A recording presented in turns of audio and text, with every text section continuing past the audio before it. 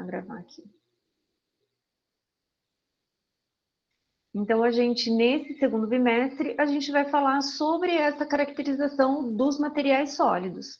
Que esses materiais sólidos, pessoal, eles podem estar na forma de pós, eles podem estar na forma de nanopartículas ou de partículas, eles podem estar na forma de filmes, que aí, de cada maneira que ele é preparado, ele também pode ter propriedades diferentes. Então, se o material está na forma de pó, que a gente diz, né? Então, de pós, que não tem uma organização, eles vão ter uma característica. Muitas vezes, quando eles estão na forma de filmes, quando eles estão na forma de esferas, quando eles estão na forma de colóides. Então, cada um deles vai aparecer para vocês, né? Vai ter características diferentes, certo? O que foi, Angélica? O feedback não está disponível? Em cada questão tem o feedback, é para estar escrito lá, alguma coisa. Quando tem esse feedback disponível para a gente, aparece ver o resumo da avaliação, alguma coisa assim. E não está aparecendo, nem tem essa opção. Só está aparecendo que foi finalizado. Mas se você entrar na avaliação, você não vê o feedback da questão? Não, nem entra, não tem nem essa opção para entrar e ver cada questão. Eita. Bom, depois eu mudo a modalidade lá. Tá bom. Tá bom? Obrigada. Mas não aparece nem a nota da avaliação? Você não enxerga? Não está Nada? disponível. Nada. Eita. Tá bom, eu vou ver a formatação. Tá Certo? bom. Bom, pessoal, então a gente começa a falar da caracterização desses materiais. E para a felicidade ou infelicidade de vocês, pessoal, um dos capítulos, que é a parte de espectroscopia, foi a parte do meu doutorado, uma grande parte do meu doutorado. Então, falar sobre isso é um enorme prazer para mim, né? E eu espero que vocês entendam, porque o que a gente vai fazer? A gente vai saber sobre a técnica, a aplicabilidade dela e o fundamento dela, né? Então, como que a gente consegue realmente caracterizar um material utilizando aquelas técnicas? Então, a primeira parte é a parte de espectroscopia e a segunda parte é a parte de microscopia, que são as duas grandes técnicas que são amplas, né? Então, dentro da espectroscopia, a gente tem várias técnicas. Dentro da microscopia, a gente também tem várias técnicas que são as mais comuns utilizadas nas ciências dos materiais. Então, hoje existem congressos especializados, né? Então, tem o congresso, um grande congresso aqui no Brasil, que é o Congresso da Sociedade Brasileira de Materiais, que é a SBPMAT, que ela acontece em outubro, final de setembro, e que é um congresso que tem mais de 1000 trabalhos que envolvem materiais, né? Exclusivamente materiais. Tem uma ala dele que é voltado, um outro, na verdade, nesse congresso a gente tem vários mini congressos que acontece desse grande congresso nas diferentes áreas, e também um outro grande congresso que envolve os materiais é um congresso que envolve só materiais orgânicos, e também hoje ele é bastante grande, né? Então, hoje, como vocês sabem, a ciência dos materiais ela é interdisciplinar, então a gente já tem alguns alunos aqui trabalhando com materiais, então é possível perceber então toda essa interdisciplinaridade que envolve a ciência dos materiais, certo? Então eu espero que vocês aproveitem e curtem essas aulas, né, que vocês consigam aproveitá-las, embora eu já adianto que não seja algo muito simples, né? Então vocês apertem o botão da viagem química para a gente poder enxergar todos esses processos que ocorrem. Tudo bem? Estão preparados, pessoal? Podemos começar? Então vamos lá.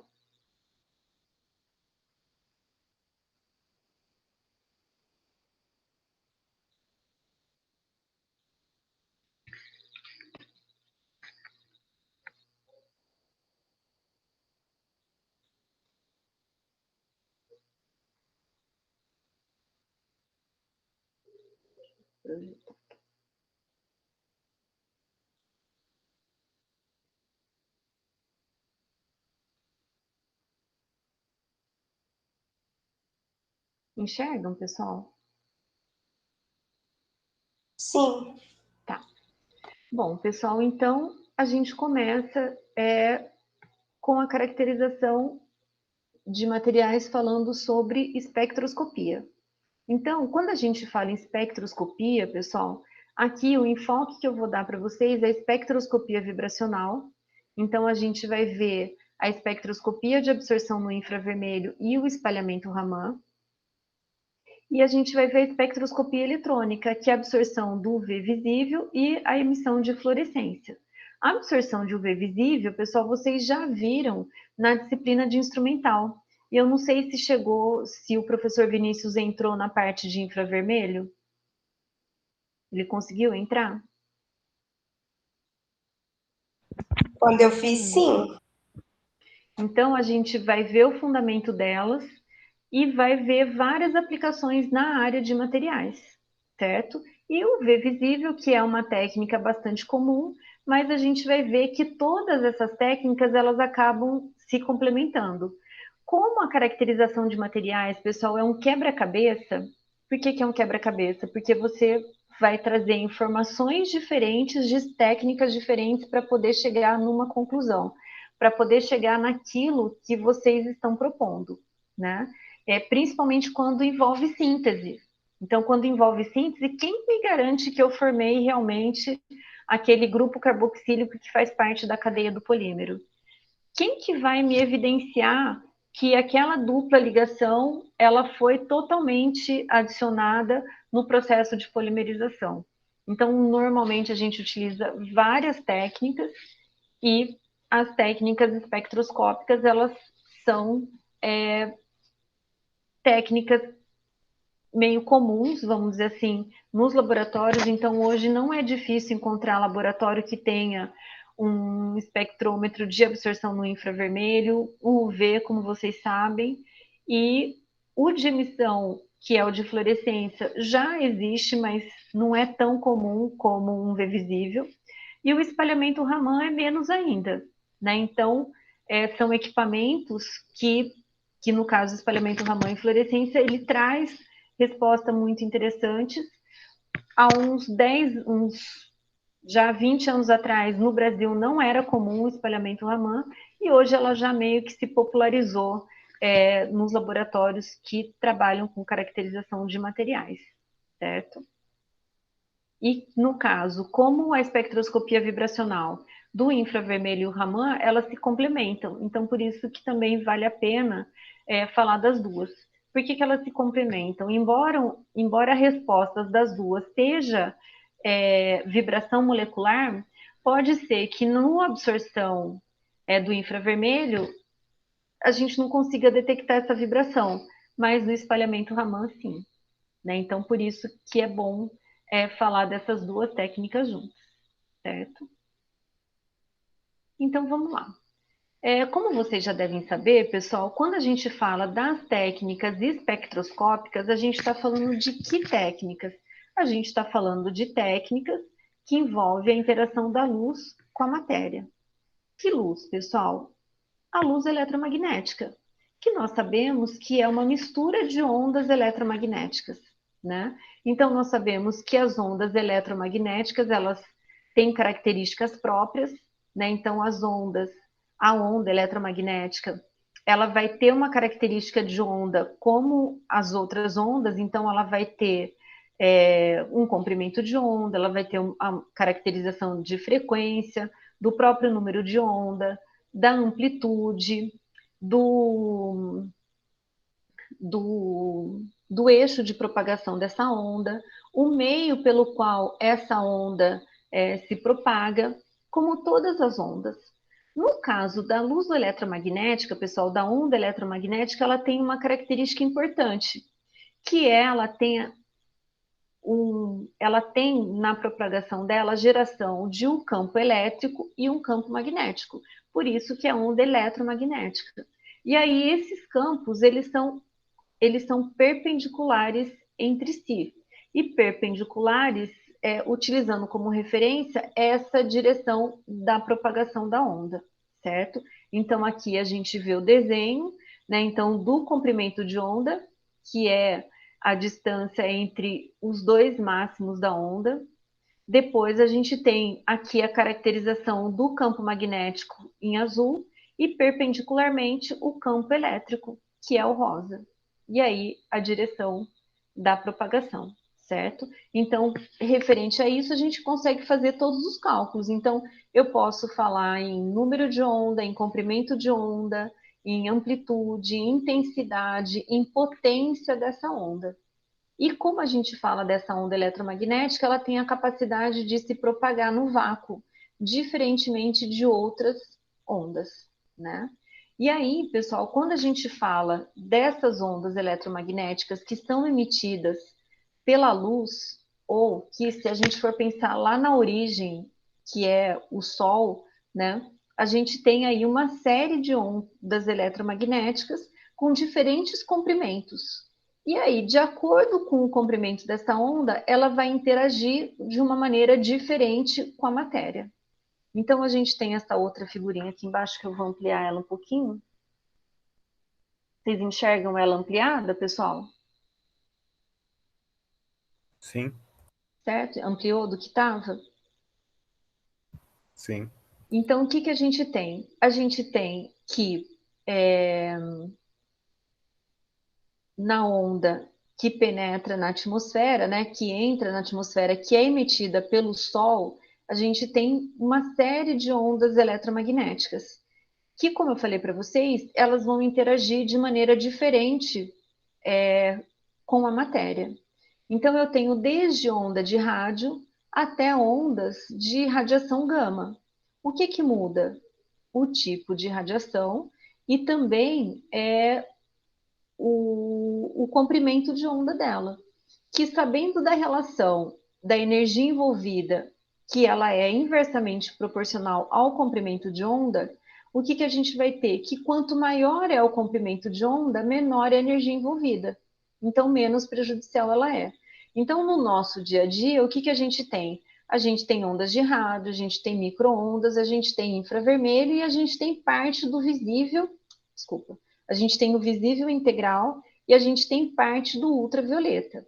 Então, o que, que acontece? Se a gente for pensar dessa energia que é emitida pelo Sol, a gente vai ver que, e vocês já viram também na química ambiental, que ocorre processos de absorção de luz na nossa atmosfera terrestre, impedindo que esses comprimentos de onda de menor comprimento, eles não tenham penetração no planeta. Que nós sabemos também que toda a vida que se desenvolveu na Terra só foi possível depois do surgimento da nossa atmosfera, que a atmosfera e todos os gases que a compõem têm a capacidade de absorver parte dessa luz eletromagnética. Que luz? Que parte da luz? Aquelas que são mais energéticas. Então, não chega até a superfície da Terra radiação gama, por exemplo, raio-x, e entra, na verdade, parte do ultravioleta. Então, didaticamente, a região do ultravioleta ela foi dividida em ultravioleta C, B e A, e a gente sabe que o ultravioleta C ele não entra, não passa pela atmosfera, o B passa parcialmente e o A passa totalmente. Mas o que acontece é que o A ele não tem problema nenhum, né, para os organismos vivos que vivem na Terra, e o B ele é prejudicial parcialmente, certo? Então, quando a gente pensa nessa incidência direto do Sol, a gente sabe que o que chega é até o ultravioleta A, certo? E aí o que vai acontecer? Cada um desses comprimentos de onda, eles também têm determinadas frequências. E aí, em função disso, é que ele vai fazer com que ocorra essa interação. Então, aqui ele faz uma comparação de tamanho, né? Então, o tamanho de cada um desses comprimentos de onda, que a gente vê que diminui absurdamente em relação à radiação gama e a radiofrequência, como a gente costuma dizer. Então, com comprimentos variando aí de 10 a menos 12 de comprimento, né? Um raio-x 10 a menos 10, ultravioleta 10 a menos 6 e a radiofrequência num comprimento de onda de 10 a terceira metros, né? E aí a gente tem aqui uma escala de tamanho de cada uma dessas radiações, né? Então eu poderia comparar o comprimento de onda da radiação gama a nível atômico, né?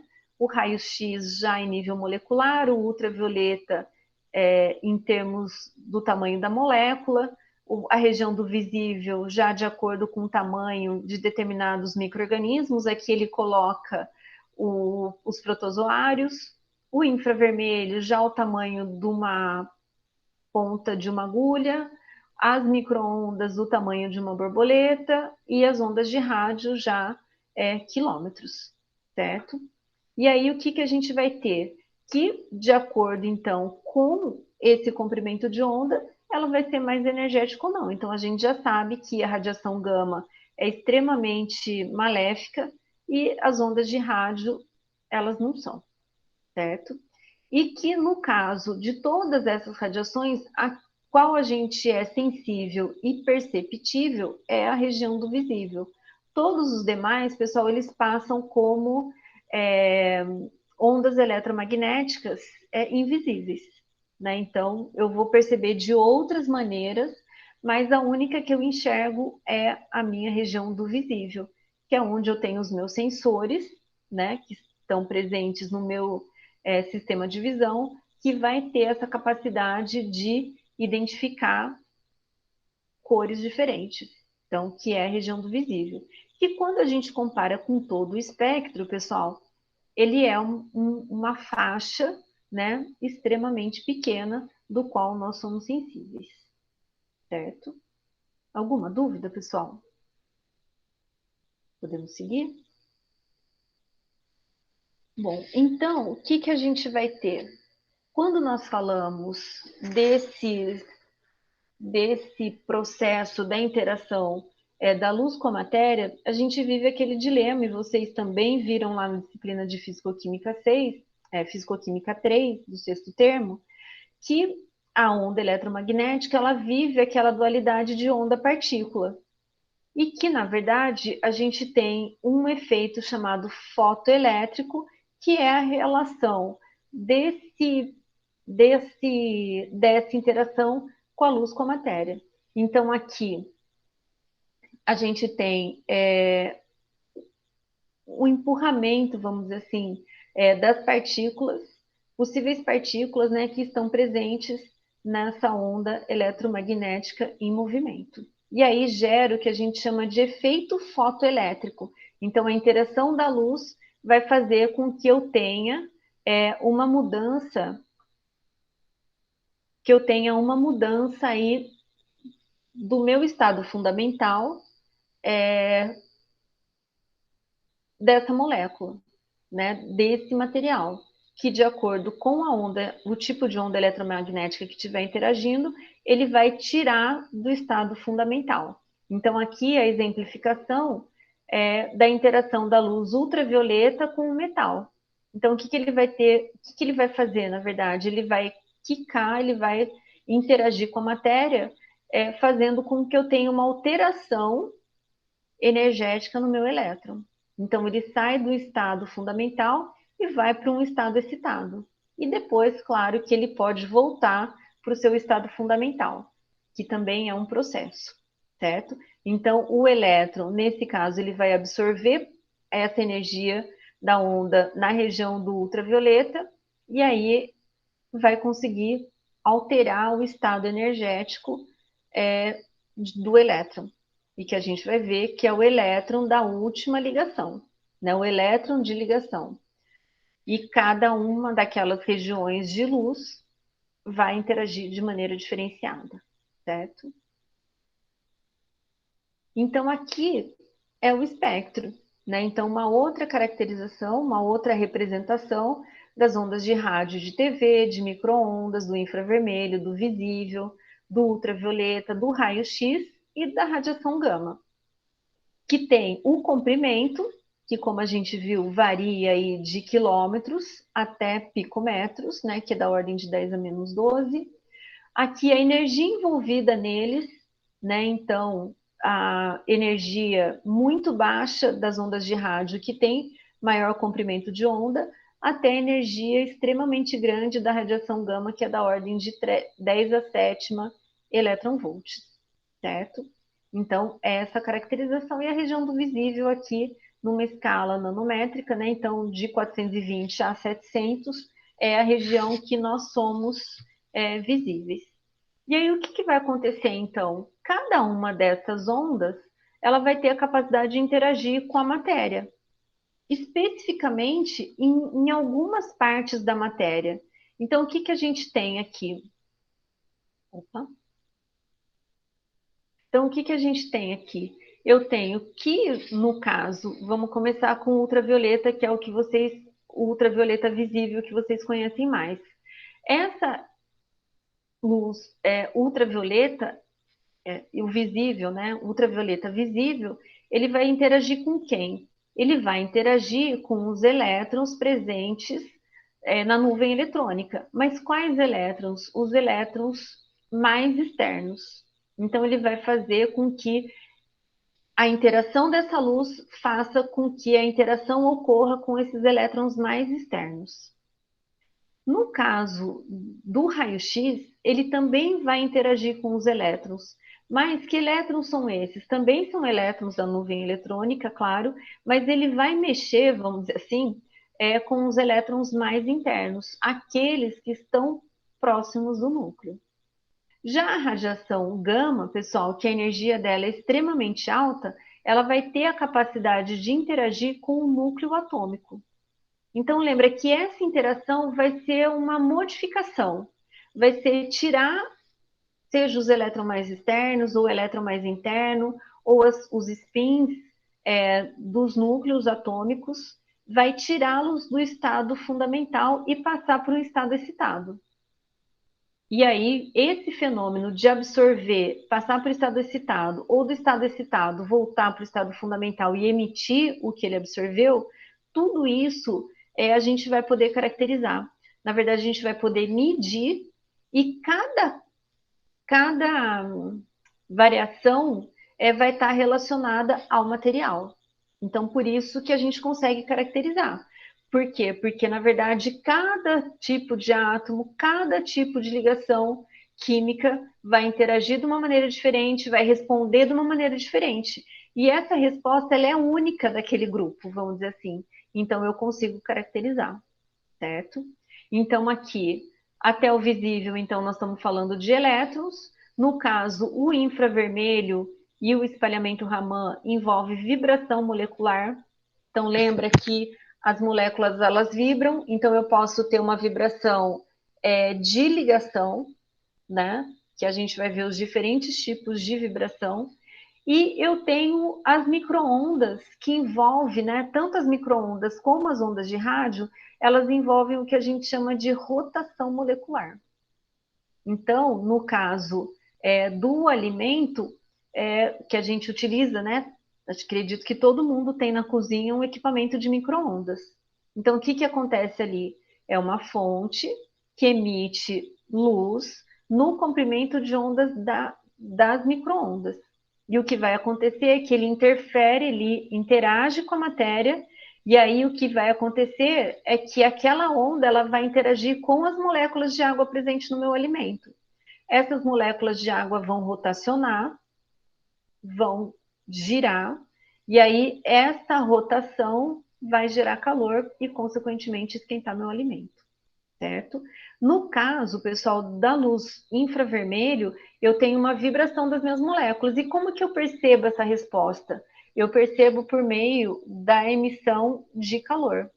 Então, quando que eu sei que um corpo está emitindo luz na região do infravermelho? Eu só chegar perto dele com a minha mão e perceber, não preciso encostar, por exemplo, num objeto, mas só de chegar perto eu vou perceber calor. né? E a gente tem, no dia a dia, pessoal, uma série de aplicações disso. Não sei se vocês têm o hábito de assistir filmes de guerra, né? Então, o que que acontece? Ou de exército, né? Dessas coisas assim, de investigação também, eles utilizam um óculos de infravermelho. O que que esse óculos de infravermelho faz? Alguém sabe? Detecta o calor do corpo.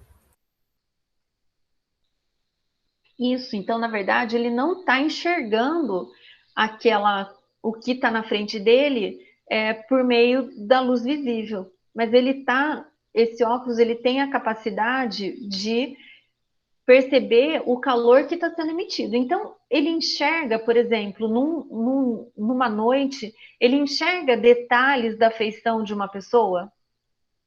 Não, por quê? Porque, na verdade, ele só está enxergando a emissão de calor. Então, diferentemente de quando a gente enxerga no visível, né, a gente precisa ter luz presente para que ocorra o processo de absorção, de reflexão e tudo mais. Diferente do infravermelho, que a gente consegue verificar o calor que está sendo emitido, certo? Na rotação, no caso do micro-ondas, o que, que vai acontecer? Vai rotacionar e também vai liberar calor, mas ele vai liberar calor em função da rotação da molécula, certo?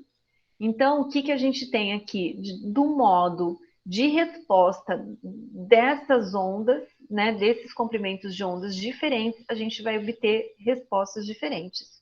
No caso, pessoal, aqui no slide anterior, eu comentei com você sobre a luz emitida pelo Sol, que é a nossa luz natural. Então, eu tenho todos os comprimentos de onda, né? Alguns se perdem aí no meio do caminho, porque eles são absorvidos, né, por gases presentes na atmosfera. Mas quando eu falo dos equipamentos, pessoal, na verdade, eu vou ter fontes emissoras de luz em determinados comprimentos de onda. Então, por exemplo, num equipamento de ultravioleta visível, não sei se vocês estudaram com detalhe, eu vou ter uma lâmpada que emite luz na região do ultravioleta visível, que no caso são todas as lâmpadas. Então, a lâmpada aqui da minha casa, ela está emitindo luz na região do visível e do ultravioleta. Tanto que as esteticistas falam que a gente precisa utilizar protetor solar dentro de casa, porque essa luz, ela emite ultravioleta. Né? Não o B, nem o C, mas que a gente fique exposto a esse tipo de luz, certo? Então, um equipamento de infravermelho, ele vai ter uma lâmpada emissora de luz na região do infravermelho. O nosso forno de micro-ondas ou equipamentos que utilizam caracterização que envolve micro-ondas, ele tem uma fonte emissora de micro-ondas. No caso do raio-x, eu tenho fonte emissora de luz de raio-x, que também é um exemplo clássico quando a gente vai tirar um raio-x, né? Então, o que, que acontece ali? A gente vai ter a fonte emissora de raio-x, que vai ter a capacidade de penetração ou não nos corpos. E por que que forma a chapa de raio-x? Porque, na verdade, tem tecidos do nosso corpo que o raio-x passa e tem partes do nosso corpo que ele não passa.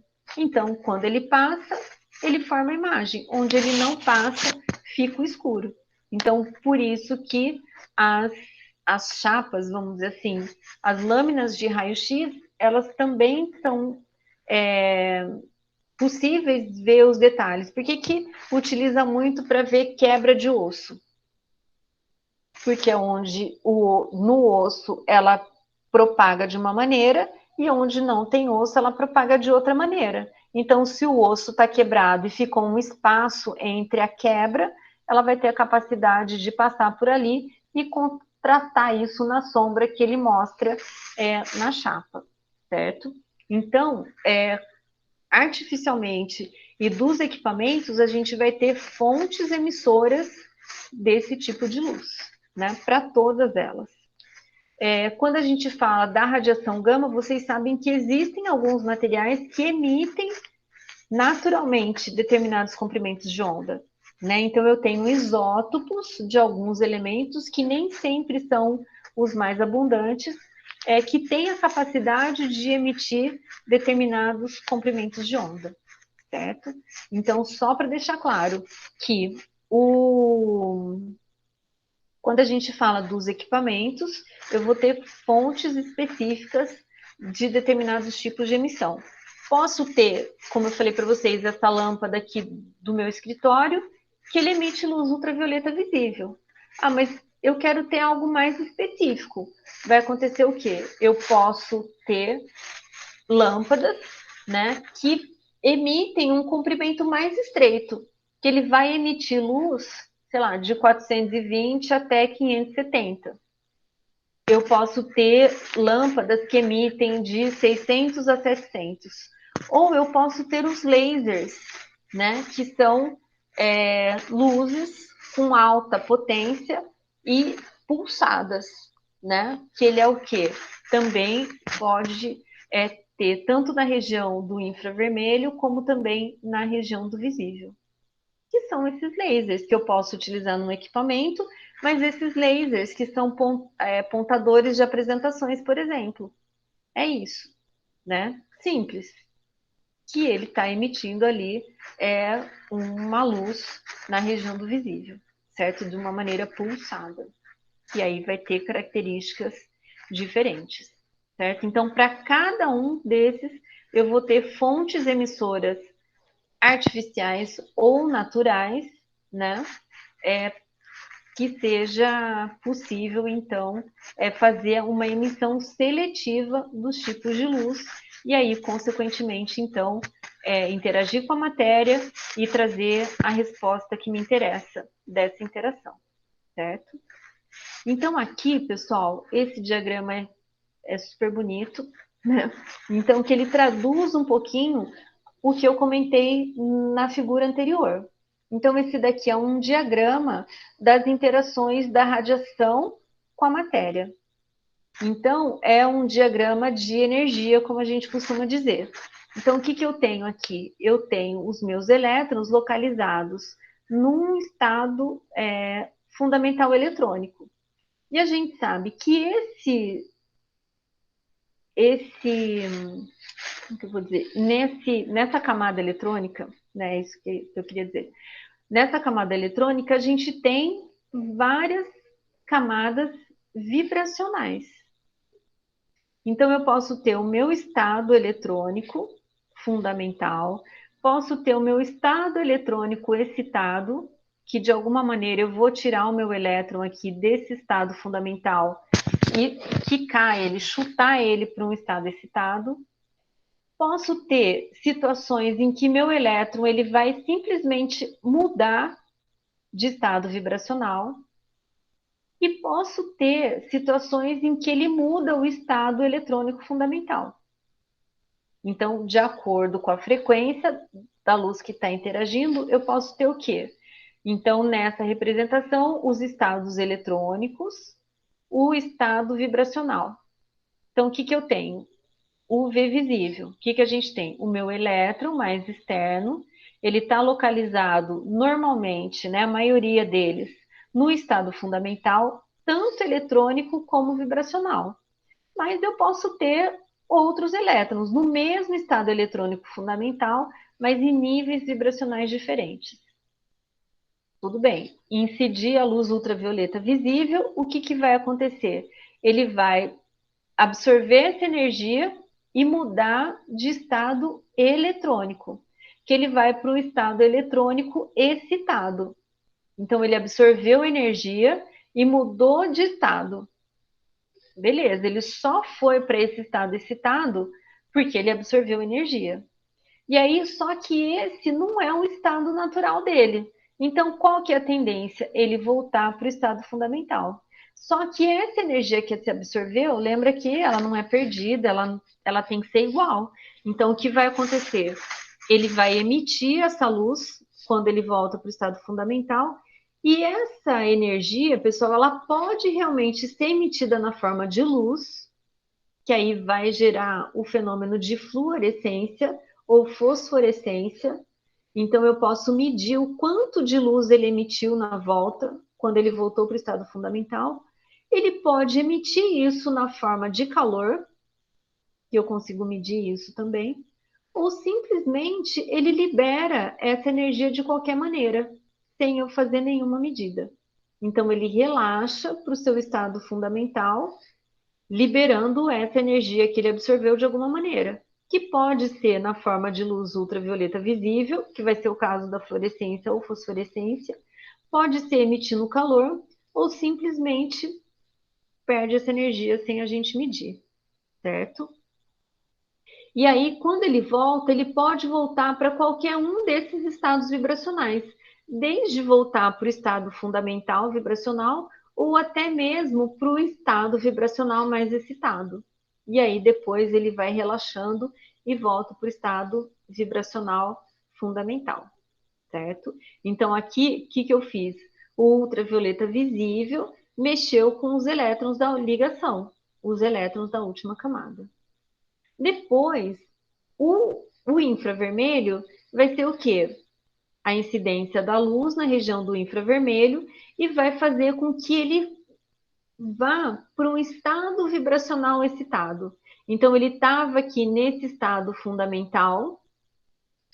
vibracional fundamental, e aí ele absorveu luz na região do infravermelho e mudou de estado vibracional. Que ele pode vir aqui para o V1, para o V2 ou para o V3, dependendo da intensidade. Então, eu posso medir o quanto que ele absorveu de luz, ou eu também posso medir quando ele volta para o estado fundamental novamente, porque lembra que é um estado não natural dele. Então, ele só mudou de estado vibracional porque ele absorveu essa luz. Então, em algum momento ele vai voltar, certo? Então, aqui o que a gente fez? Vai medir o delta. Que delta? É essa variação de energia vibracional, essa diferença, né, de energia vibracional entre os estados vibracionais do infravermelho. E aí, pessoal, vem o Raman, que é um espalhamento de luz, né? Então, o que acontece é que ele interage. O mecanismo, a gente vai ver, do infravermelho e do Raman, eles são diferentes, mas a resposta dada é a mesma. Por isso que são técnicas que se complementam e são técnicas vibracionais. Então, lembra que o ultravioleta visível e a fluorescência a gente chama de espectroscopia eletrônica, porque eu estou lidando com elétrons. O infravermelho e o Raman, eles são interações vibracionais, porque olha, a variação está no nível vibracional aqui de cada elétron, certo? Então, infravermelho, incidir luz infravermelho, a minha molécula vai absorver isso, vai mudar de estado. E aí ela vai para o estado excitado, volta para o estado fundamental. E eu vou medir a diferença, então, aqui de energia nos estados vibracionais. Depois, no espalhamento Raman, pessoal, o processo é outro. A gente vai ver que a interação, ele não vai para um estado excitado e volta para um estado fundamental. Na verdade, é isso, mas é de outra maneira. Então, o que faz? A gente não vai incidir na minha molécula luz no infravermelho, na região do infravermelho. A gente vai incidir uma luz de laser na região do visível ou do infravermelho. Então, o que vai acontecer? Esse laser, que ele tem luz pulsada, né, a definição de laser, de alta intensidade, que ele vai fazer o quê? Ele vai quicar esse elétron, né, ele vai incidir esse elétron, que vai levar esse elétron para um estado excitado virtual. Não existe. Então, ele não foi para um estado eletrônico, né? Ele foi para algum lugar. Então, imagina que você tem alguma coisa e você joga isso para o ar e depois ele volta para onde ele estava. Né? Você jogou um monte de pedaço de papel e aí esse pedaço de papel não enroscou na estante, não grudou na parede, não ficou no teto. Então, ela subiu e aí ela desce. Então, o que, que vai acontecer? O laser tem essa capacidade dele levar esses elétrons, né, levar essa molécula para o que a gente chama de um estado eletrônico virtual. Então, não é algo concreto. E aí, o que, que vai acontecer? Ele vai incidir, vai para esse estado virtual e depois ele volta para o estado vibracional dele, que não é o mesmo que estava. E aí, o que, que acontece? A gente tem essa diferença entre os níveis vibracionais, que a resposta é na região do infravermelho. Veja, é a mesma resposta que o infravermelho dá, só que o fenômeno que gera essa diferença é diferente. Então, por isso que é espalhamento de luz. Então, a minha molécula ela não vai absorver, ela não vai emitir, na verdade, ela vai espalhar essa luz. E aí, parte dessa luz que é espalhada não vai valer para nada, né? Que a gente chama de espalhamento Rayleigh, que é a mesma quantidade de energia que levou essa molécula para esse estado virtual vai ser a mesma que ele vai emitir e vai voltar para o estado fundamental. Então, eu não tenho diferença de infravermelho, né? E aí, consequentemente, não tem emissão de sinal, não tem o que eu medir.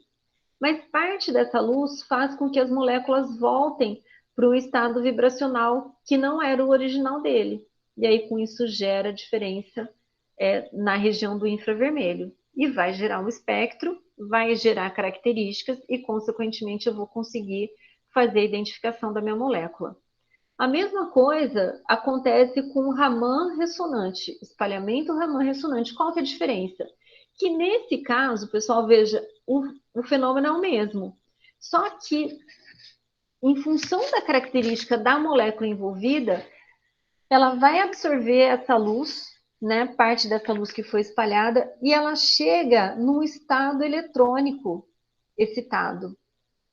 Então, aqui, na primeira, do espalhamento Raman, a minha molécula ela foi para um estado eletrônico virtual.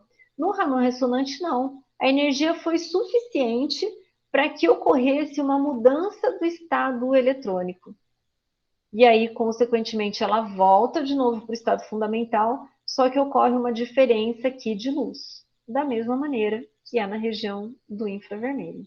Então, esse daqui a gente chama de espalhamento Raman ressonante, que alguma das vezes a gente tem uma intensidade de sinal, certo? Fica claro, pessoal? Muito difícil esse diagrama? Alguma dúvida com relação a ele?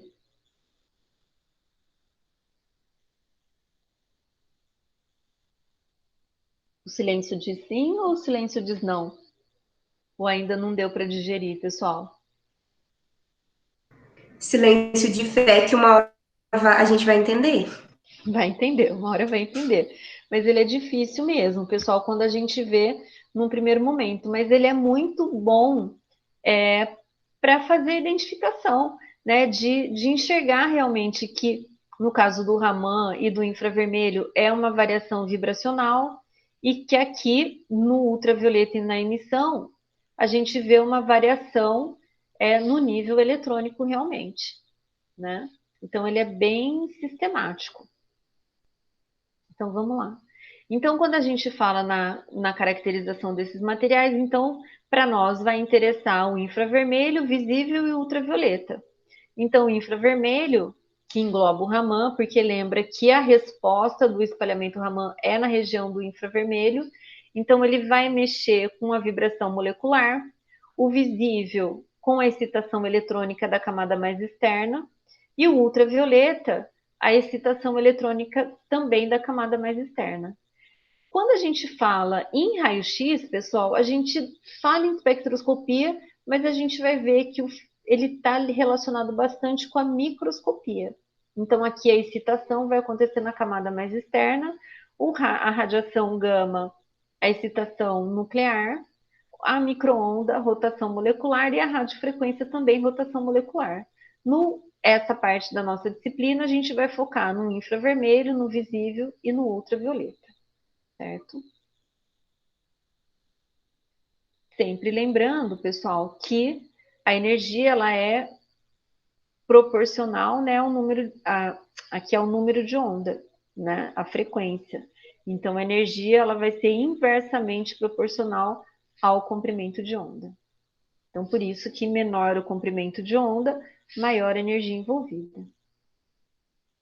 Então, aqui só para mostrar para vocês as respostas, né? Então, o que a gente vai ter, como eu falei para vocês, que o Raman e o infravermelho, eles são técnicas complementares, né? Então, isso daqui é um espectro, e essas bandas, né, não picos, essas bandas, pessoal, indica grupos funcionais que geraram sinais em 1582, em 1308, 970, 1670. Então, a gente observa que algumas bandas aparecem no infravermelho e que não aparecem no Raman. Algumas bandas aparecem no Raman e não aparecem no infravermelho, mas algumas bandas elas aparecem tanto no infravermelho como também no espalhamento Raman. Então, por isso que a gente diz que essas técnicas elas são complementares. Então, a resposta da utilização dessas técnicas vai ser um gráfico, né, que envolve, no caso do espalhamento Raman infravermelho, o mais comum é a gente ter espectros, né, que é esse gráfico, que envolve o número de onda e a intensidade. Que para nós o mais importante vai ser o número de onda, que vai caracterizar o grupo funcional envolvido, e a intensidade da banda, que muitas vezes não precisa ser uma intensidade de números, mas pode ser uma intensidade relativa. O que vem a ser a intensidade relativa? Bom, essa banda aqui de 1582, ela é a que tem maior altura, então ela é 100. Essa 1308, ela é aproximadamente 40% em relação da altura da minha banda. Essa de 970 já é 5%. Então, a gente consegue também, isso serve para o infravermelho também, de verificar essas relações. Então, essa banda aqui, a informação com relação à intensidade dela, então o tamanho dela, o, o número de onda que passa pelo meio da banda é uma característica, e também a largura da banda também nos dá informações. Então, nesse espectro, pessoal, essa única banda, eu tiro informação do grupo funcional pela intensidade, pela forma da banda, que a gente diz que é o comprimento, a distância, na verdade, como que eu vou falar? É a distância da largura da banda, né? A largura da banda, não a distância, a largura da banda, né?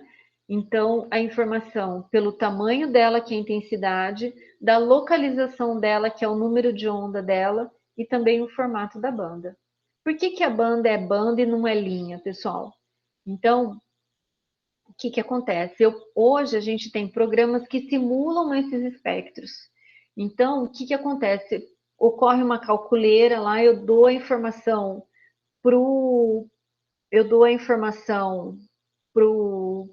programa de computador que faz isso, né? E aí ele vai simular essa banda.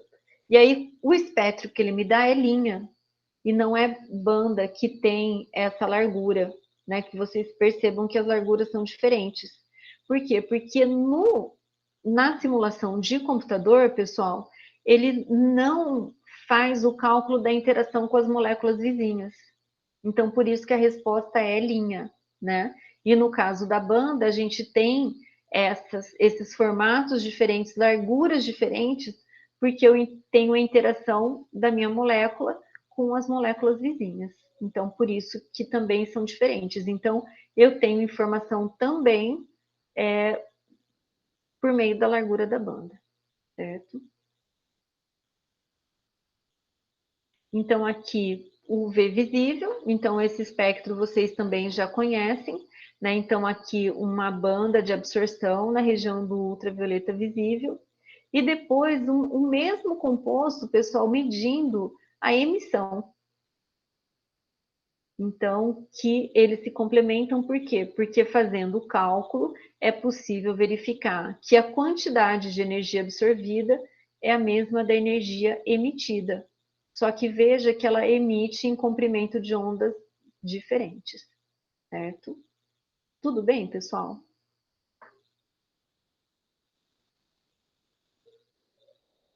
Podemos seguir? Alguma pergunta?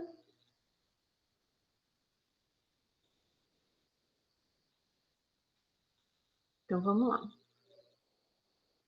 Então, essas são as respostas. Então, falando um pouquinho do infravermelho, pessoal, o que a gente tem que eu posso utilizar essa técnica vibracional como uma técnica de caracterização? Porque a gente diz que a resposta, pessoal, que é o espectro, é a impressão digital. Então, no ser humano, a impressão digital é o DNA, né? O nosso DNA é a nossa digital na ponta da ponta do dedo, né? E no caso de uma molécula, pessoal, o espectro é o DNA dela. Por quê? Porque cada banda dessa presente no espectro está relacionado a um grupo funcional presente naquela molécula. Então, lembra que eu falei que é um quebra-cabeça? Porque, na verdade, cada uma dessas bandas vai estar relacionado a uma função envolvida naquela molécula. Então, eu tenho a banda em torno de 1500 que está relacionado a um grupo amídico, né? Não, 1700, né? 900, entre 900 e 1000 está envolvido os grupos CH3 e CH2. Né? Então, com isso, a gente vai identificando os possíveis grupos funcionais que estão presentes naquela molécula. Certo? E aí a gente começa a falar um pouquinho sobre a espectroscopia de absorção na região do infravermelho. O que a gente vai ter aí? Né? Que conceitos são esses que estão por trás, que isso que faz uma diferença, né? Opa. Então, o que a gente tem? Nessa questão da espectroscopia vibracional, então a gente vai estudar espalhamento Raman e absorção no infravermelho. Então, o que a gente vai ver? Né? Que resposta que a gente vai ter? Aquele espectro vai falar de quê? Como a gente viu, ele vai falar de vibrações moleculares. Mas será que uma molécula tem vibração molecular? O que a gente pode ver? Quantas vibrações um determinado composto pode ter? Tem como eu fazer essa previsão? Tem. Então, quantos modos vibracionais ela vai ter? Eu posso fazer a conta. Que conta? Que é 3 vezes o N, que é o número de átomos, menos 6. Que isso vai ter a ver com o que a gente chama de regras de seleção, né? E aí, dependendo do tamanho da molécula, pode ser 3N menos 5. Mas o fato de ter essa quantidade de vibrações moleculares não significa, pessoal, que eu vou ver todas essas vibrações moleculares no meu espectro, porque vai depender dessas regras de seleção, vai depender do grau de liberdade dessas moléculas, que eu consigo enxergar a partir desse cálculo de 3N menos 6, certo? Então, eu faço uma previsão de quantas vibrações a minha molécula pode ter, certo? E aí, o que a gente vai ter aqui? O que vai fazer a minha molécula vibrar na região do infravermelho? Então, lembra que a gente sabe que as moléculas vibram. Então, quando essa molécula vibra, pessoal, na verdade, ela vibra porque ela tem um momento de dipolo. Estão lembrados? Né, do momento de dipolo das moléculas? Então, o que a gente vai ter? Que as moléculas, algumas delas possuem momento de dipolo que a gente chama de momento de dipolo permanente. E aí, o que vai acontecer? Quando eu incido a radiação na região do infravermelho, ela também vai gerar o que a gente chama de dipolo induzido. Porque ela vai absorver essa energia nessa região e vai fazer com que eu tenha uma mudança nesse momento de dipolo.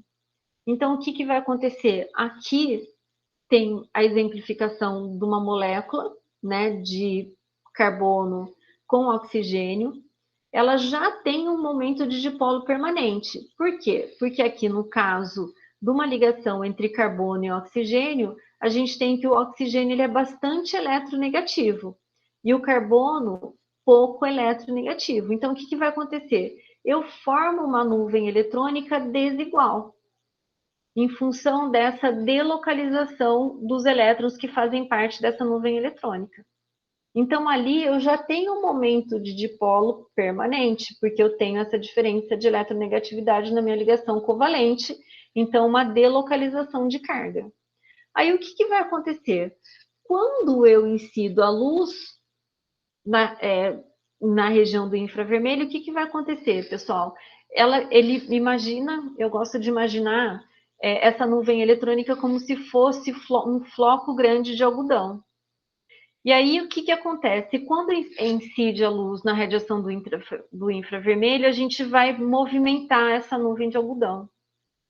E aí, gerando um outro momento de dipolo, que aí ele foi gerado pela incidência da radiação infravermelha. Então, ele já tinha um momento de dipolo permanente, e aí, quando eu incido a radiação no infravermelho, ele vai gerar um outro momento de dipolo que foi induzido pela radiação infravermelha. Então, o meu momento de dipolo, o que vai acontecer? Ele vai ser a somatória do meu dipolo permanente, mais o meu dipolo induzido gerado pela absorção do infravermelho, e vai ter o que a gente chama de overtones, que é como se fosse o reflexo disso. Já jogaram uma pedra na superfície da água, não teve? Então, quando você jogou a pedra na superfície da água, ele formou aquela primeira onda. Depois ele não forma uma segunda onda, que ela não foi gerada pela pedra, mas ela foi gerada pelaquela primeira onda que ele formou, que depois formou uma terceira, e assim sucessivamente. Então, aquela última, ela não foi gerada pela pedra, mas ela foi gerada pela somatória das diferentes ondas. Fica claro isso, pessoal? Então, o que a gente tem? Que o dipolo permanente existe, ok? Ele gerou um dipolo induzido pela absorção da radiação do infravermelho, e depois ele gera os overtones, que têm menor intensidade, mas que também vai colaborar para o meu momento de dipolo total. Então, a intensidade da radiação absorvida vai gerar um dipolo induzido escalar, né, ao campo elétrico. Que para nós, pessoal, não interessa muito isso, né? Se vocês, quem for seguir na área de ciências dos materiais, aí vai ter uma disciplina bem aprofundada sobre isso. Então, o que a gente vai ter? Que por essa conta aqui, né, que é, olha só, é a somatória do dipolo permanente, mais a variação do dipolo induzido em relação à carga, né? E assim vai somando os overtones e os outros, para eu saber qual que vai ser o momento do dipolo, que vai ser o modo que a gente vai enxergar a resposta, certo? Então aqui, pessoal, para vocês entenderem que o mecanismo envolvido na espectroscopia de infravermelho é a variação no momento de dipolo da minha molécula, que não necessariamente ela já precisa ter um dipolo. Eu posso induzir um dipolo, mas que ele vai ter uma menor intensidade de quando o meu grupo funcional já tem um dipolo permanente, certo? Então eu vou incidir a luz na região do infravermelho, ele vai alterar essa vibração molecular por meio da alteração do momento de dipolo da minha molécula, ou do meu grupo funcional, ou da minha ligação, certo? Então, esse é o mecanismo que gera o sinal. E que sinal é esse? A alteração do momento do dipolo. Que pode ser de várias maneiras. Então, aqui, exemplificando a molécula de CO2. Aqui, pessoal, eu já coloquei o Raman. Mas o Raman a gente vai ver que não é momento de dipolo. Lembra que eu falei para vocês que o modo de resposta é diferente? Então, no infravermelho, a gente não vai mexer no momento de dipolo, a gente vai mexer na polarizabilidade da minha molécula, que a gente vai ver na próxima aula. Então, o que que acontece? Vamos usar a imaginação aqui. Então, pensa na molécula de CO2, uma molécula linear, certo? Então, o que que a gente tem? Tem a molécula de carbono e depois a dupla ligação com os átomos de oxigênio. Quando a gente pensa que o carbono ele tem um polo positivo, né? E o oxigênio, os oxigênios, os polos negativos. Então, e que a minha molécula é linear. Então, o que que acontece? Vocês conseguem perceber que a vibração, ela pode acontecer. Pensa numa mola, né? Vamos usar o modelo da mola. Então, de ter o meu átomo central e depois as duas ligações do oxigênio que vão e voltam no eixo da ligação, já que a minha molécula é linear. Então, a gente diz que esse estiramento, né, que é o stretching, né, então é um estiramento simétrico. Então, a minha ligação, não sei se vocês estão vendo minha mão aí. Enxergam a minha mão, o pessoal fazendo movimento? Sim. Então, o que que a gente tem? Uma mola que vai esticar no sentido externo e que depois ela vai voltar. Então, absorveu a luz no infravermelho, ela vai fazer esse estiramento simétrico, porque o movimento ele vai e volta no mesmo sentido, né? De fora para dentro e de dentro para fora. Então, simétrico. Mas eu posso ter que esse é o momento de dipolo permanente dele, que na verdade ele não vai gerar um momento de dipolo. Por quê? Porque na verdade está ocorrendo uma simetria, então a somatória vai ser zero. Então esse estiramento simétrico da minha molécula de CO2, ele não vai aparecer no infravermelho. Uma outra possibilidade de estiramento, de novo, eu vou ter o meu átomo central aqui no meio e as minhas ligações. O que vai acontecer num estiramento assimétrico? Eu vou ter que uma ligação ela estica e a outra ela encolhe. Então, diferente da outra, que elas vão para fora juntas, o que vai acontecer? Eu tenho que uma vai para fora e a outra vai seguir. Aí ela volta, essa volta. Então, é assimétrico, porque elas estão em movimentos semelhantes e não em movimentos iguais, né? Elas estão em movimentos diferentes.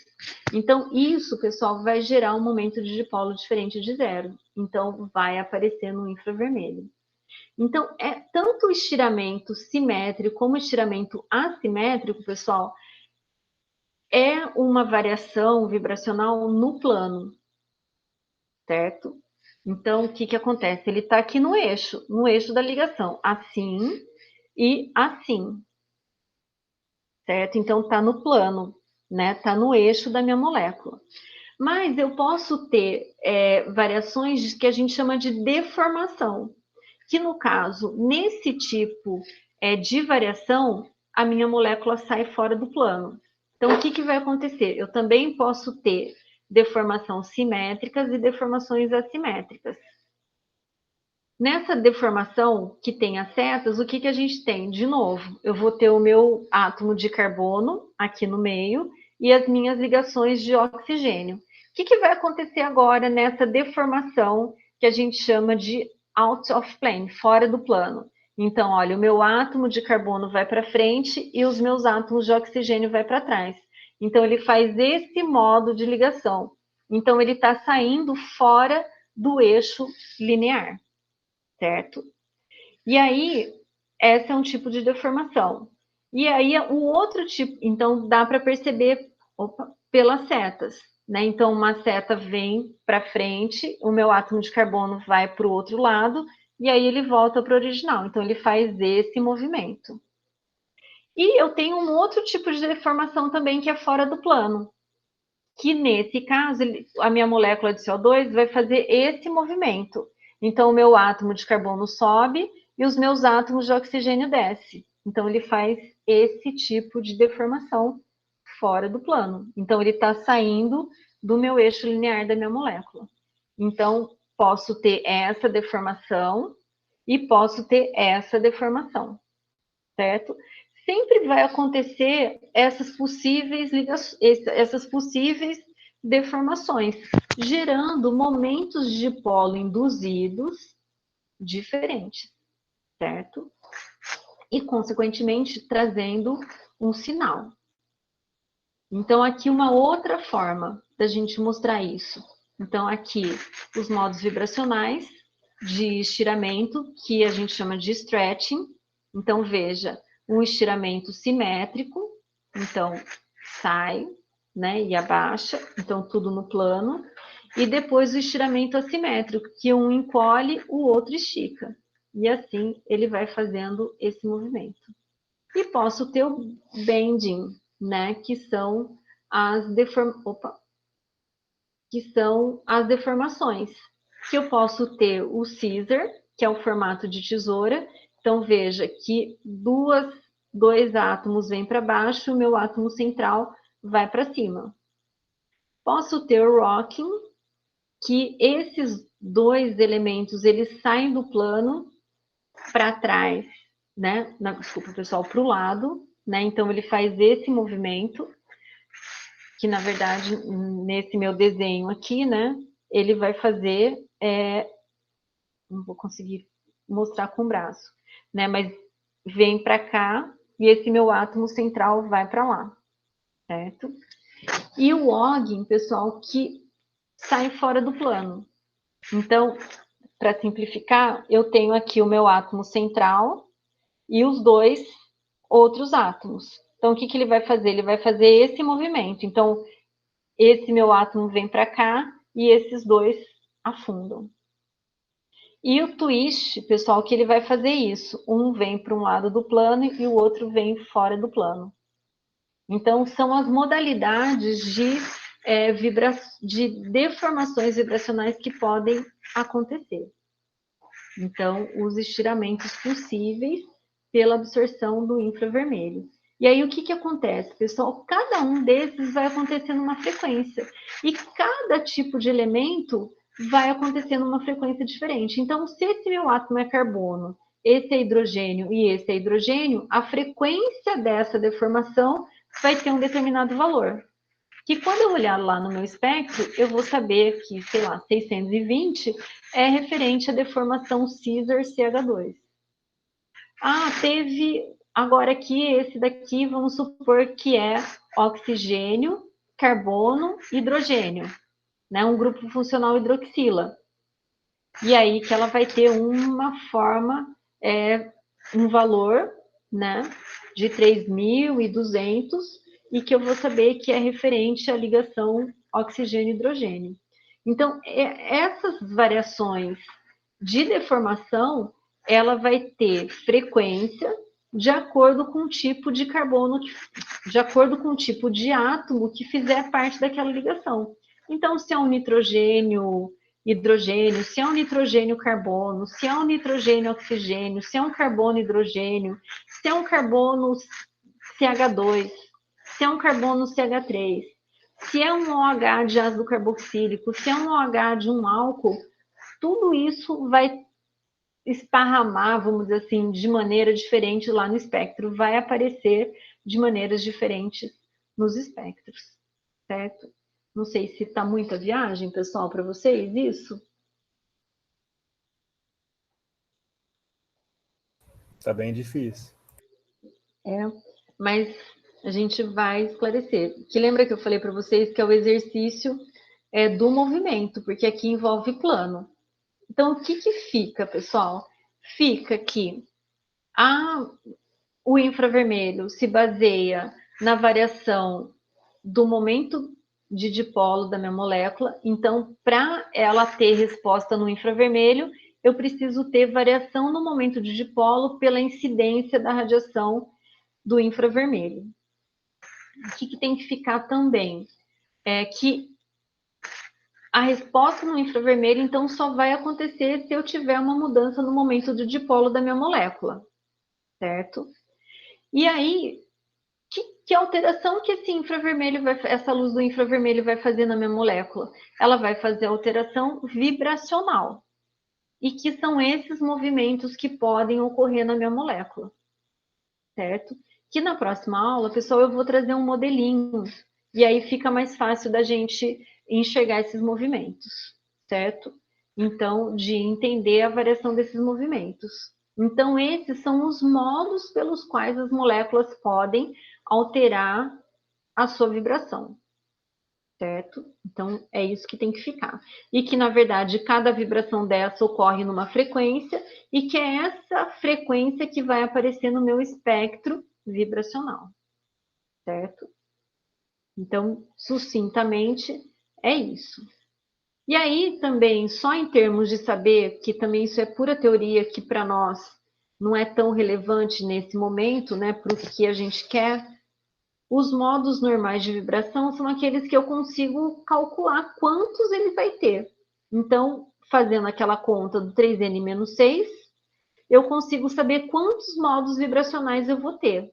Então, por exemplo, a molécula CH3, ela possui 6 átomos no total. Não, desculpa. CH3, 8, né? Que é um carbono, são 2 carbonos e 6 hidrogênios. Então, ela tem um total de átomos de 8. Então, quantos modos vibracionais ela vai ter? Como ela não é uma molécula linear, né, ela é uma molécula angular, então eu vou utilizar o 3n menos 6. Então, ele vai ter 3 vezes 8, 24, menos 6, 18. Então, a minha molécula ela vai ter 18 modos vibracionais, certo? Quantos stretching, né? Quantas vibrações no eixo? Vai ser n-1 mais f, que é, no caso, se o f é a quantidade de ciclos de cadeia fechada que eu tiver. Então, de stretching vai ser n, 8, menos 1, mais 0, porque ela não é cíclica. Então, de modos vibracionais que vão vibrar no eixo, pessoal, ela vai ter 8 menos 1, 7. E qual que é o do bending, que é aquela que ele vai sair fora do plano? Vai ser a diferença. Então, a gente fez o cálculo aqui que ela teria 18 modos vibracionais, menos 7, que é o de stretching, então 18 menos 7, de bending, que é fora do plano, ele vai ter 11 modos vibracionais. Então, uma forma da gente prever a quantidade de modos vibracionais que podem aparecer no meu espectro. Se a minha molécula é planar, então também é 2n menos 3, que na verdade não tem como a gente diferenciar se ela vai ser stretching ou bending, certo? Então, aqui é uma forma de eu fazer uma previsão de quantos modos vibracionais que eles vão ter ali. Quando a gente fala do Raman e infravermelho, pessoal, o que a gente vai ter é que quanto maior a frequência que vai aparecer lá no meu espectro, vai depender da massa, essa frequência vai ser em função da massa, da força de ligação e da simetria da molécula. A intensidade do meu sinal vai depender do quê? Da regra de seleção, da polarização da luz e da orientação molecular. Então, isso também tem toda uma série de equações que envolve para a gente também saber prever, na verdade, a frequência e a intensidade das bandas, que para nós aqui também não vem muito ao caso, certo? E as regras de seleção, pessoal, que também aqui é um produto escalar em função do campo elétrico gerado, né? Mas que para nós eu também não vou me ater a isso, mas só para vocês terem e saberem onde que a gente tem aplicação de matriz. Lembra que vocês aprenderam lá na matemática, nos cálculos, né? Então, esse cálculo aqui é um produto escalar que a gente resolve por meio de matriz, mas que não vai interessar aqui para a gente, certo? O que vai acontecer é ter uma regra de seleção do próprio substrato que a gente utiliza, que vai fazer com que eu possa ter uma intensificação de sinal ou uma diminuição de sinal.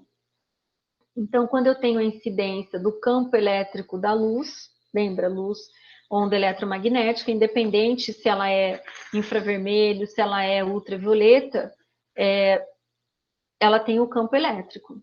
Então, o que que acontece? Aqui é a minha amostra, esse laranjinha aqui, esse é o substrato, né? Então, onde está apoiada a minha amostra. Então, a luz, ela pode incidir paralelamente à minha amostra e eu obter um sinal, ou ela pode também incidir, desculpa, pessoal, ela vai incidir, isso, perpendicular, tá certo, vai incidir perpendicular à minha amostra, e aí com isso a luz vai entrar com os campos elétricos paralelos, ou eu posso ter a incidência da luz numa forma de ângulo, e que eu vou ter que o campo ele vai ser paralelo à minha amostra. Que é essa regra de seleção, então a gente vai ver como que isso muda o espectro. Então, esse a gente diz que é o infravermelho por transmissão, então, que a luz incide, fazendo com que o campo elétrico seja paralelo à minha amostra.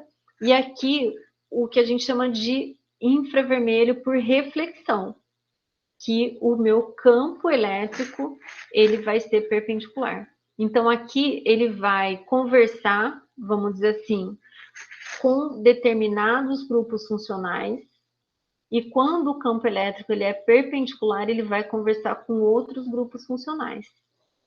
Se a minha amostra não tem organização nenhuma, pessoal, tanto faz a transmissão ou a reflexão.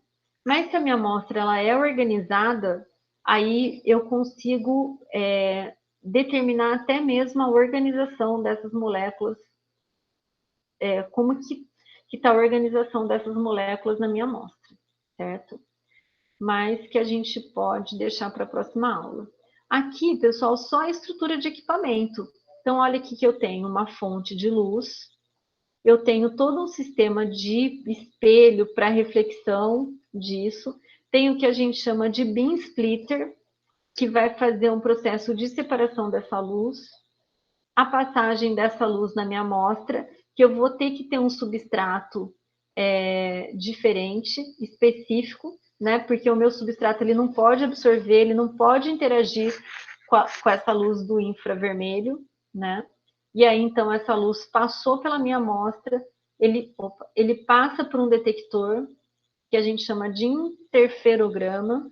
Aí, os equipamentos mais comuns que a gente tem são os chamados equipamentos de transformada de Fourier, e que ele vai transformar esse sinal num espectro, que o espectro vai ser comprimento de onda, ou número de onda, ou frequência, em função da absorção. Então, esse daqui é um espectro lindo de infravermelho, de intensidade em função do número de onda. Que nem sempre, pessoal, é óbvio que a gente consegue um espectro lindo como esse, né? Mas hoje é possível a gente utilizar um Photoshop de espectros, né? E fazer um tratamento matemático nele para que ele possa nos dar respostas adequadas. Então, o que me interessa é o espectro obtido, que cada uma dessas bandas correspondem aos comprimentos, os comprimentos de onda característico de cada grupo funcional, certo? Então, acho que por hoje tá bom, né, pessoal? A gente continua na próxima aula. Pode ser? Então, eu encerro por aqui, pessoal. Eu vou colocar um artigo lá para vocês para ajudar a digerir essa parte da definição envolvida. Porque na prática, pessoal, o que vai nos interessar é fazer análises espectrais. Vocês terem uma ideia de como que a gente vai fazer análise espectral, certo? Então, acho que eu encerro por aqui, pessoal. E aí a gente continua na terça-feira. Pode ser? Ficou pouquinho a gente na sala, mas acho que está valendo. Está gravando e aí fica para vocês depois. Certo? Patrícia, Diga. boa noite. Boa noite, Joaquim. Cada molécula tem um gráfico do espectro do infravermelho diferente. Então, cada um vai ter apresentado o pico, dependendo de cada carbono ou oxigênio e tudo mais. Isso. Mas se mudar a polarização da luz da molécula, vai também interferir nesse gráfico? Você sabe me dizer ou não? Não, porque na verdade a gente vai incidir a luz naquele espectro. Então, quando a gente fala na região do infravermelho, a gente incide a luz de 400, não, desculpa, pessoal. A gente incide uma luz de 700 nanômetros até 4.400. Então, é uma varredura, na verdade, né? Porque a gente vai passar todos aqueles comprimentos de onda para obter esse espectro. Então, sempre vai ser constante. A característica da molécula e de acordo com a composição dela, sempre vai interagir da mesma maneira. O que vai fazer com que eu tenha espectros diferentes é aqueles modos. Se eu incido a luz no modo de transmissão ou se eu incido a luz no modo de reflexão.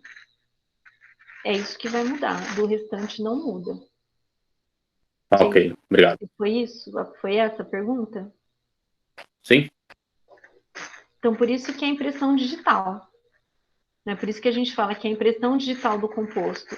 Porque se você está incidindo a mesma luz, ele sempre vai dar a mesma resposta. Exceto se você incide de maneiras diferentes, transmissão ou reflexão. Certo? E se uma mesma molécula, eu acho que você falou, mas não relacionei. Se uma mesma molécula estiver numa posição e mudar para outra posição, ela vai permanecer a mesma, né? Sim, mas se eu tenho, a gente vai ver um exemplo, né? Se eu tenho a minha molécula totalmente desorganizada, ela vai ter um espectro. Se ela estiver organizada, ela pode ter outro espectro. Porque daí, então imagina que eu tenho uma mistura randômica. Então tá tudo empaçocado, tudo junto. E aí eu faço a incidência dessa luz. Então ela vai, nessa confusão, eu vou ter grupos funcionais que vai estar nesse sentido, que vai estar nesse sentido, que vai estar inclinado. Então, quando eu incido a luz, ele vai enxergar tudo, todos os grupos funcionais que estão ali. Se o meu filme está organizado, o que vai acontecer? Vamos supor que ele se organizou e determinados grupos funcionais ficaram nessa posição. Então, os grupos funcionais que não estão nessa posição, ele não vai enxergar. Então, aí ele vai gerar um espectro diferente, aumentando a intensidade dessas bandas que ele conversou e diminuindo das outras.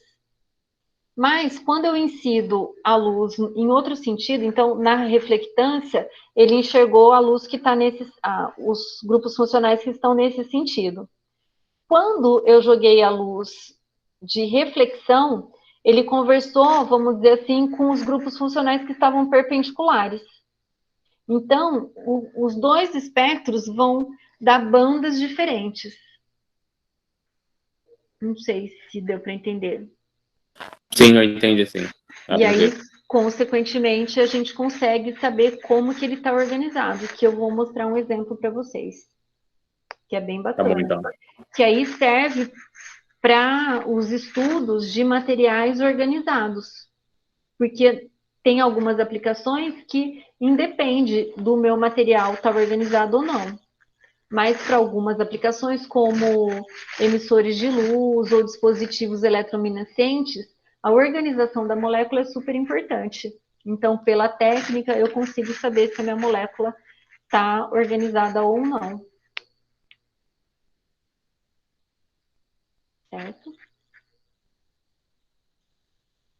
Sim. Mais alguma questão? Atriz, Oi, Lidiane. eu não tenho bem uma dúvida. É referente ao TCC, a apresentação. Pode falar agora ou você acha melhor? Pode. Eu vou parar a gravação, porque daí, mais alguma questão da ciência de materiais, pessoal? Porque se não tiver, eu paro a gravação e aí eu fico à disposição para tirar dúvidas do que vocês quiserem. Não. Tá, então eu vou parar a gravação.